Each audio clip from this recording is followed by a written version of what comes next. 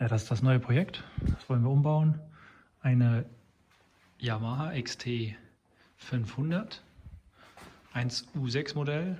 Das erste Mal, dass wir so ein Motorrad umbauen. Und wir haben keine Ahnung davon. Keine Ahnung, wie der Motor zusammengebaut wird.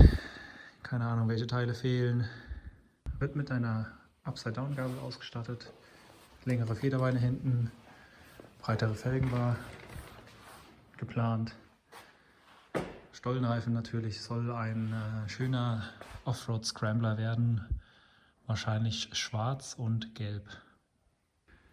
Ich habe mir mal vorgenommen, bei diesem Motorrad wirklich alles zu filmen, um einen besseren Einblick zu bekommen oder wenn man sehen will, wie was zusammen oder auseinandergebaut wird, als Unterstützung, Hilfe. Ich habe jetzt selbst nicht so viele XT500 Videos im Internet gefunden, deswegen denke ich, ist es sinnvoll und hilft vielleicht dem einen oder anderen. Ich würde sagen, das ist die perfekte Basis für einen Umbau.